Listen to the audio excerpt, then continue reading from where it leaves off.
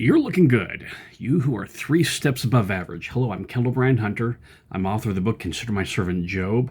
I'm doing this a little bit rushed, so what's happening is I was elected the precinct chair, so I have all these meetings I have to attend now. So I'm actually filming this a few days on Thursday the 26th, a few days before I actually post it. So there may be some news items that are out of sync, out of whack, or what have you. But despite all that, we're here. It's just you, me, and the truth. And hopefully during these times of perplexity and commotion, you can find some hope and purpose with what I'm talking about. So the war front is really unprofessional, but like I said, it's I'm having to wedge this in, serving my country, serving the party, and hopefully bring some sanity to the situation. On the war front, there's just too much going on, too much we don't know about. Everyone has an opinion. CNN, I think, has about 3 of them all at the same time. But right now, Trump has offered a 5-day grace period to the Iranians. And what is it?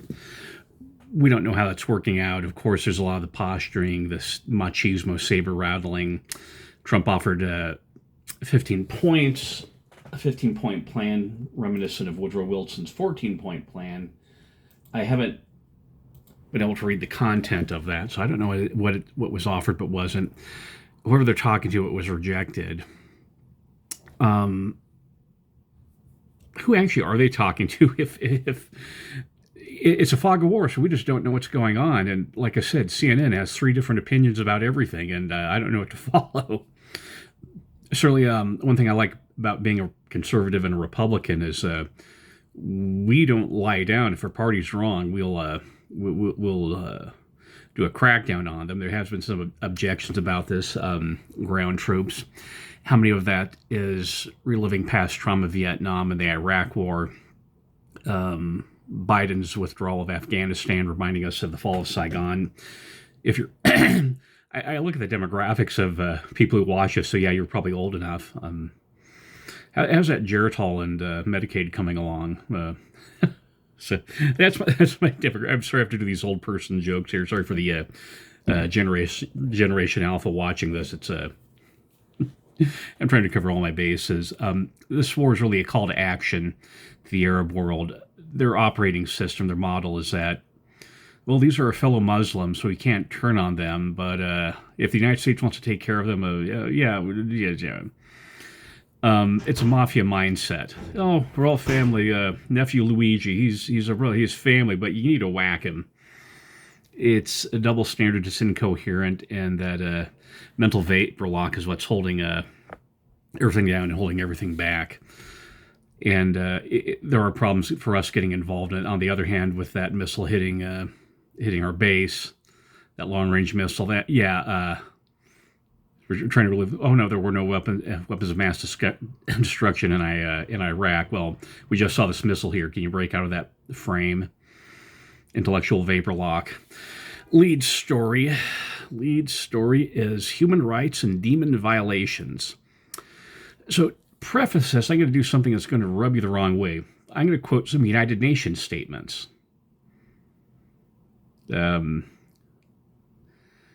You ready to shut me down, or are you ready to say, okay, what does a screwball have to say? And I like to start it with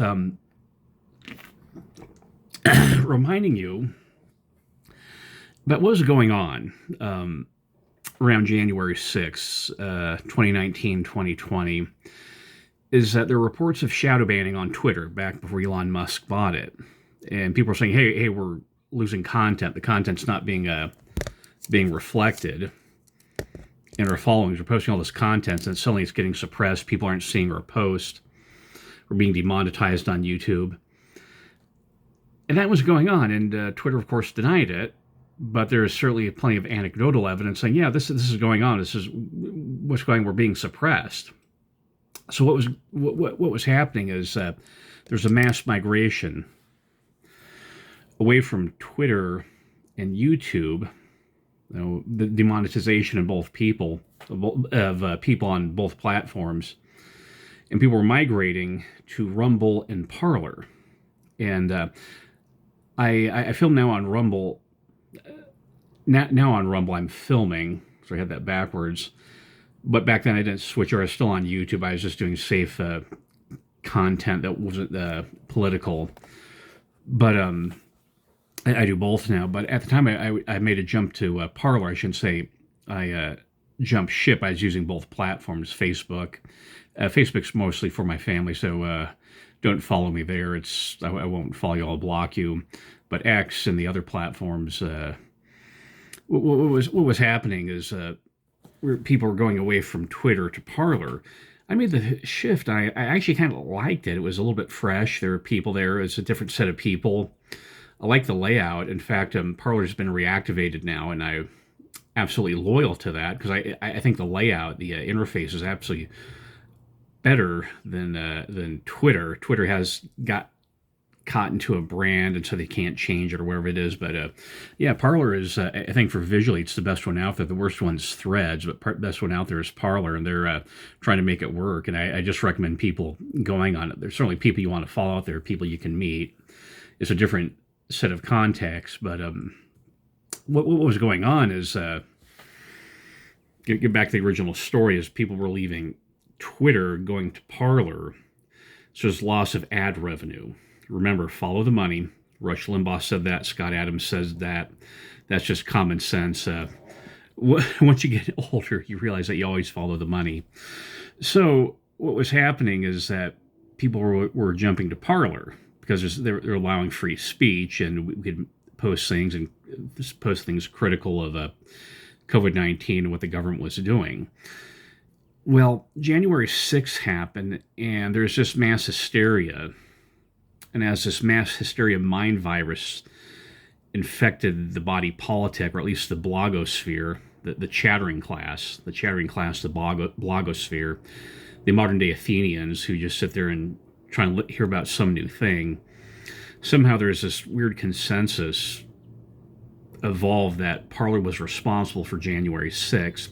So Amazon pulled it off the servers, and it got deplatformed, and they able to get it back on. You'd have to download the app. You'd have to go to the website, and you couldn't get off of Google Play or the other sites. But Amazon.com, which had the servers that Parler was using, pulled them off. So it denied service, so they couldn't get on there. So it essentially killed the app. And there's some talk about Kanye West back in his more lucid moments, or when he wasn't as kind of crazy as now. I mean, I'll admit there's some people on conservatives that are really crazy, and I'd love to distance myself from them. I love them as human beings, but distance myself from their opinions. So Kanye West tried to buy it. It didn't buy it. And so finally it was sold. It was dead. And then all of a sudden last year, that may have been earlier this year or last year, I noticed that it was up and running again. So I went back on.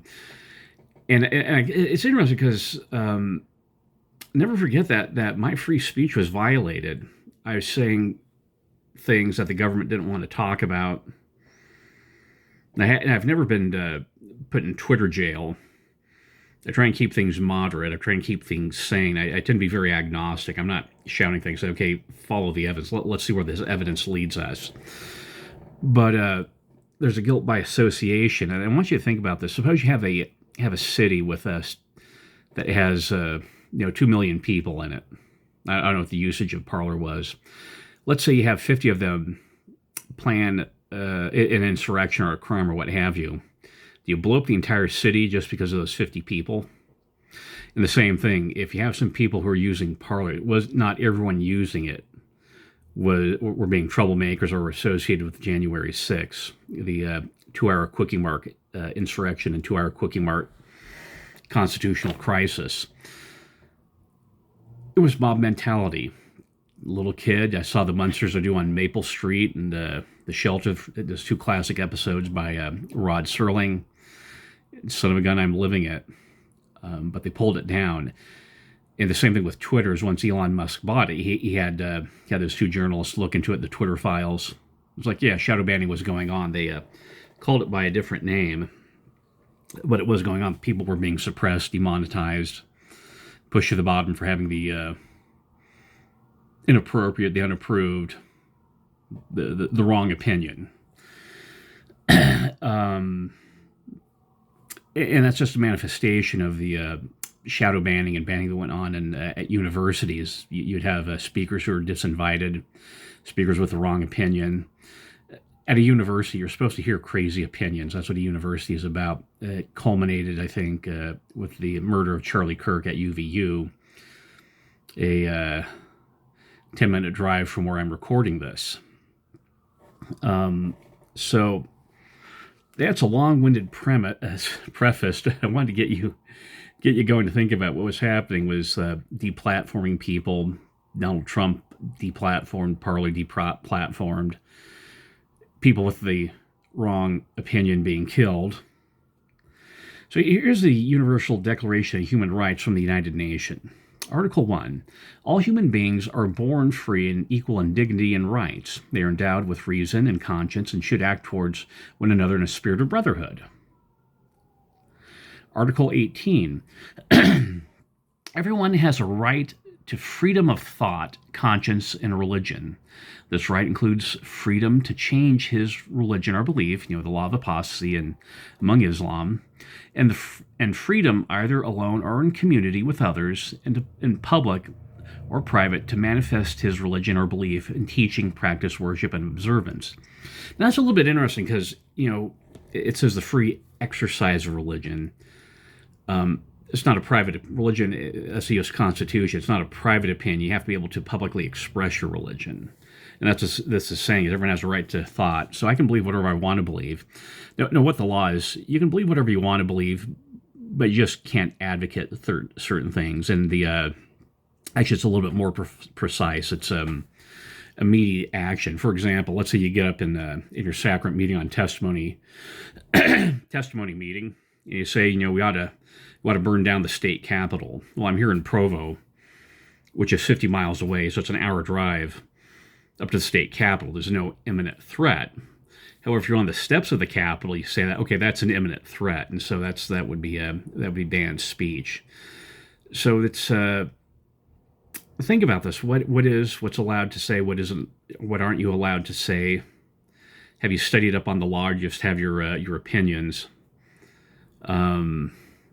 Is free speech a code word for hate speech? Okay.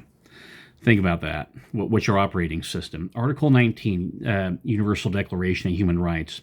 Everyone has a right to freedom of opinion and expression. This includes freedom to hold opinions without interference and to seek, receive, and impart information, ideas through any media, regardless of frontiers. Now, it's interesting they used any media. Back then it was newspapers, television, radio, but now we have social media, but that would include that. Any media, regardless of frontiers or borders. So when they deplatformed Donald Trump, who second impeachment, that was covered in the second impeachment, his involvement with January 6th. So what do you know that the government doesn't know? Or is that another X-Files cover-up?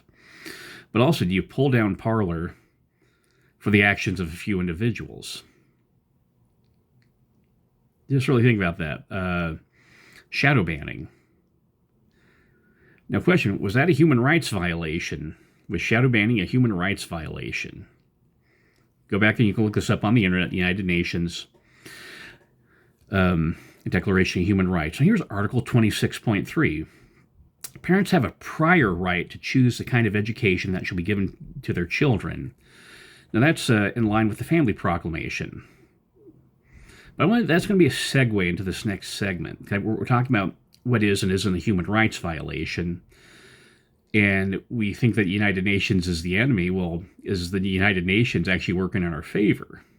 And when we're dialoguing with people on the left, if we quote this, is that going to cause a little doublethink, cognitive dissonance? So the United Nations has this other statement called Declaration on the Elimination of All Forms of Intolerance and Discrimination Based on Religion or Belief. Article 1.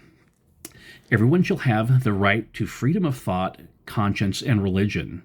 This right shall include freedom to have a religion or whatever belief of his choice, and freedom, either individually or in community with others, and in public or private to manifest his religion or belief in worship, observance, practice, and teachings. For example, work for the dead, holding sacrament meeting. There's a question about proselytizing. Can you proselytize? 2, no one shall be subject to coercion which would impair his freedom to have a religion or belief of his choice. Shadow banning again. Well, was that a human rights violation? As long as you're not advocating a crime where there's a threat of immediate action, was that a human rights violation? And where's these human rights violations coming from, if they are human rights violations? Freedom to manifest one's religion or belief may be subject only to such limitations as are prescribed by law and are necessary to protect public safety, order, health, or morals, or the fundamental rights and freedoms of others. So this is sacrificing your children. You get a revelation that you're supposed to sacrifice your children. You get a revelation you're supposed to kill someone. Okay, and so that's a common sense regulation. I remember in high school, at a debate class, and remember this is the mentality of a high school kid, and it was an important thing for me to do to push boundaries. So I advocated a really silly opinion. We should have worked through it. So, okay, there is a problem with that. There are some limitations. Honor killings among Islam. Now, does polygamy come under this, under a common sense limitation? It's still in the Utah Constitution. Article 5. Now pay attention, think the Family Proclamation, and think what is and isn't a human rights violation. The parents or, as the case may be, the legal guardians of the child have the right to organize a life within the family in accordance with their religion or belief, and bearing in mind the moral education in which they believe the child should be brought up. Every child shall enjoy the right to have access to education in the manner of religion or belief in accordance with the wishes of his parents, or as the case may be, legal guardians, and shall not be compelled to receive teaching on religion or belief against the wishes of his parents or legal guardians, the best interests of the child being the guiding principle. So think about this. Just as I was getting ready to film this, the Supreme Court ruled on a case about can parents withdraw their children from LGBTQ teaching. Forcing your child to attend that, is that a human rights violation? Parental rights violation? What about a school transitioning a child and giving puberty blockers without parental consent? Which is the superseding right, the parentals or the school or the teachers union? When that goes on, or if that's happening, is that a human rights violation according to the United Nations? I'm not telling you what to think. You're smart enough to come to your own conclusion. You are 3 steps above average. But really think about that. Is that a legal matter? Is there some atrocities going on here? How about this? The Declaration of the Rights of Man and of Citizens by the National Assembly of France. No man ought to be molested on account of his opinions, nor even on account of his religious opinions, provided his avowal of them does not disturb the public order established by the law. Once again, your religion tells you have to scream at midnight. Okay, that's the type of limitation. Honor killings. This is also from and this is the one from the French Revolution that Thomas Paine was involved in. The unrestrained communication of thoughts and opinions being one of the most precious rights of man, every citizen may speak, write, and publish freely, provided he is responsible for the abuse of this liberty in cases determined by the law. So, shadow banning, censorship. Now, what it is you're threatening someone. Are you engaging in fraud, slander, libel, fraud? Or are you just holding the wrong opinion that society disapproves of? Political correctness, wokeness, who controls speech, who controls language. Here's the Canadian Charter of Rights, of Rights and Freedoms, This is actually passed in 1980. So I was 10 years old when Canada finally got their rights and freedoms. Point two, everyone has the following fundamental freedoms: freedom of conscience and religion, freedom of thought, belief, opinion, and expression, including the freedom of press and other media of communication, freedom of peaceable assembly, and freedom of association. And remember, that was the joke during the George Floyd riots, mostly peaceful demonstration.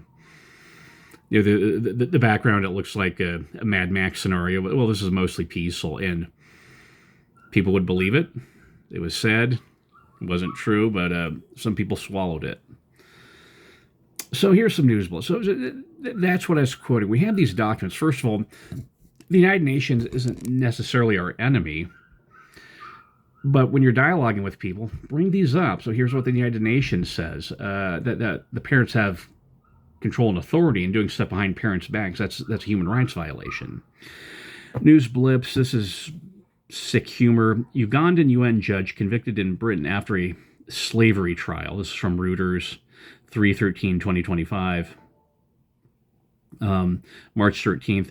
A Ugandan and United Nations judge was convicted in Britain on Thursday of forcing a young woman to work as a slave while she studied for a PhD at Oxford University. Lydia Mugambe was appointed in 2023 to be a judge in the UN International Residual Mechanism for Criminal Tribunals.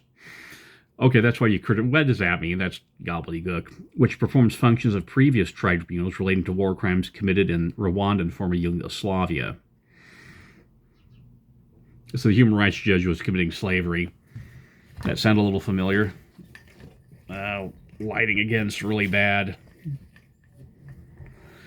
Well, let's slug our way through it. Rapid Response 47. That's a site on Parler. An American, they have this this video of a boy. Now I can't verify it, so this is taken with a grain of salt. They had an American, a healthy 28-year-old. He decided to skip paying for his health insurance this year because the cheapest plan was $900 per month with high deductible. He had to spend 2 nights in the ER without insurance. He breaks down the bill. This is my receipt from spending 2 days in the hospital. It totaled about $24,000. My CT scan alone was $8,300. Laboratory was $6,000. IV therapy $1,020. $4,000 in total. And while $24,000 seems like a lot of money, let me show you something. This is what I'm actually paying: $2,478. Because if you don't have insurance, these hospitals give you a discount. They discounted $22,000 off this bill. I work at a hospital, and that's true. They have to give you service, and if you're indigent,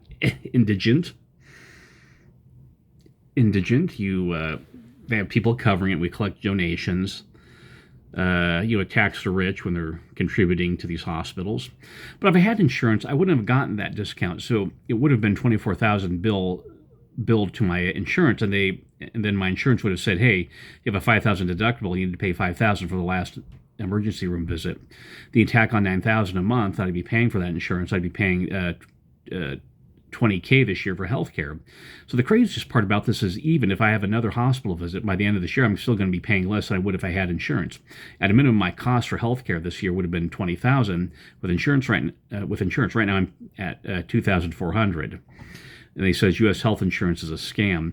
That's not quite true, because there's always hidden cost. How objective is a hospital bill? You have the equipment. It's like a CT thing, but paying the technician. And I'm always puzzled by that, where the money goes, where it gets sucked up in administration. The people at the top, I mean, it's a how does this money actually work out? Because you're paying for the electricity, you're paying for the CAT scan or the MRI machine. You're paying for the electricity and paying the tech to run it. Yeah, but how does this work out? And it's really fluid, and you do get exemptions. So there's always these hidden costs. There's always a trade-off somewhere in. I don't understand it. I mean, this is really what we need, is transparency to healthcare billing. But you think about this, you can't get healthcare. That expression, you have access to healthcare. Well, do you want access to healthcare, or do you want healthcare? Those are two different things. You can have access to healthcare without getting healthcare. because you don't use this. But this is like the voter ID hoax that people can't get voter IDs and they can't get a driver's license. And there's human beings who actually believe that. You remember when Biden, during the debate, he was spacing out, and there's people who, well, Meta and YouTube found negligent in a landmark social media addiction case. A jury found the companies harmed a young user with design features that were addictive and led her to mental health distress. That's from the New York Times. The younger generation has a problem. I was born in 1970. I saw my first computer probably around 1978, an IBM 5100. So you got kids running around with these phones. And it develops two things: addictions and anxiety. When you feed your social media cell phone addiction, you experience anxiety. When you get off your cell phone to get away from the anxiety, you feel the tug of the addiction. And that's what you need, is the inner fortitude, grit, gumption, to work through the anxiety and break off the addiction. It's just like any other addiction. Segment, America 250. I am plugging along with reading the Thomas Jefferson book. It's out of reach right now, and I want to keep this quick. What are you doing? There's no wrong answer. Whatever you're doing is the right answer, because you're 3 steps above average. My experiences with the precinct chair. So I'm having a meeting this Friday and then Saturday, and it's just a lot of meetings preparatory to the. So what happens? You have the party has their nominees, then you have the primary election, and then you have the formal election. So this is a preparatory thing with the party. As always. It's an interesting. I volunteer. Okay, this is my recommendations. First of all, you already have transferable leadership skills, but start as a delegate first. Don't be party chair like what happened to me. The woman who nominated me, I'll never forget her. It kind of threw me in there. If I'd started as a delegate, it would have been a little bit smoother. So start as a delegate, so you're just not jumping cold turkey. Develop your skills for calendaring and self-motivation, and then get a copy of Robert's Rule of Order. They have a streamlined version, so start with that one. You don't have to be a technical parliamentarian. I know there's high school clubs where they do that, but it's have fun with it. It's you're doing something for your country. This time I'm celebrating 260 representing my political party in the county. Life's some pointers. I said this before. Learn how to write chatbot prompts. So what happened this week? I was writing a really long one. I was trying to get a chatbot to create a prompt for giving me a summation of the news story. You have global, national, state, and local. You put your zip code in, and then you put weather in, and had some other things like, okay, tech news, finance news, what books are coming out, movies, entertainment. And so the chat I was working with said, this is kind of a long thing. You sure you want to? And I said, yes. I said, okay. It like 5 times in a row, it kept asking me the same question. This is a really long, complex thing. And finally I just gave up on it. I actually was asking a long thing. There's a way to parse things down to get it. So just don't overwhelm the chat bot. Okay, we're at 28 minutes. Let's do the e-devotional to wind things up.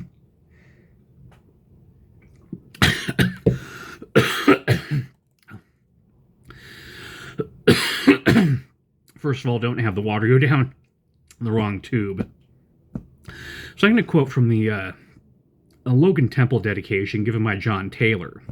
Now, at the Kirtland Temple dedication, Salt Lake City Temple, Provo City Center Temple, during the prayers, Joseph Smith, Wilford Woodruff, and Dallin H. Oaks, all prophets, they mentioned the U.S. Constitution.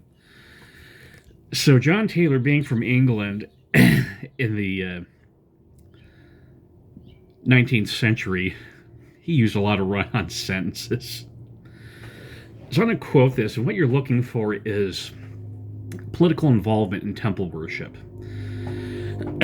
Said John Taylor, We also pray thee, as thou hast revealed unto us many things, to give us a more clear knowledge of the telestial, terrestrial, and celestial glories, and the laws and regulations bound by which they are governed, and the duties and responsibilities connected with each. Now that's interesting. When you go to the temple, learning about the telestial and terrestrial, why do you care about those? You don't want to go there. You're focusing on celestial. But we need to understand that. And the duties and responsibilities connected with each, that we may be enabled more fully to comprehend our duties, responsibilities, and obligations pertaining to all men and the various conditions and associations of life, in connections also with this nation and the other nations of the world. So you have to understand the telestial, terrestrial, and celestial laws to deal with people here in the United States of America, but also around the world as missionaries or as people traveling. That we may be enabled to act justly, prudently, righteously, and intelligently in all the various relations of life pertaining to social, religious, political, and other duties devolving upon us. Social duties are taught in the temple. Think about that next time you go to the endowment. And that we may comprehend always fully the relationship that we sustain to this nation, to other nations, and to the world generally in which we live, and understand more perfectly our responsibilities to the living and the dead, to the wicked and corrupt, the honorable and upright among men. To thee, our Heavenly Father, to Jesus, the mediator of the new and everlasting covenant, to the Ancient of Days, and to different orders, quorums, and organizations of the holy priesthood, and to our brethren generally in this land of Zion. That is a mouthful, but you think about that when you're going to, when you get the endowment, it's not about personal living, it's building a cohesive social order. See, society's breaking down, it's falling apart. We just don't have a coordinating philosophy. Even as a kid in the 1970s and 80s, you had 3 channels, plus the local channels, plus UHF, and now everything's so fractured. I mean, everyone has their own podcast, everyone has their own book series they're following. Everyone has their own series they're streaming, and there's just not enough time to do that. Where are we going to get the cohesion from? It's from the endowment, from our temple covenants. That's how we bring sanity to this world of perplexity, is through unity in the endowment. So think about this as you're understanding the laws and principles and orders of the different kingdoms, how that affects your sense of patriotism. Will you engage in human rights violations? Will you follow these statements, allow people their own opinion and freedom as long as it doesn't involve violence? Are you trying to suppress people with the wrong opinion? Are you trying to shut down temples?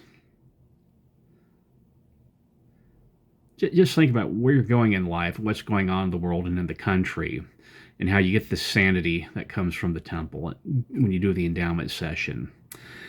Well, that's my testimony, and that's the passing scene. Seen with the eyes of faith. 3259.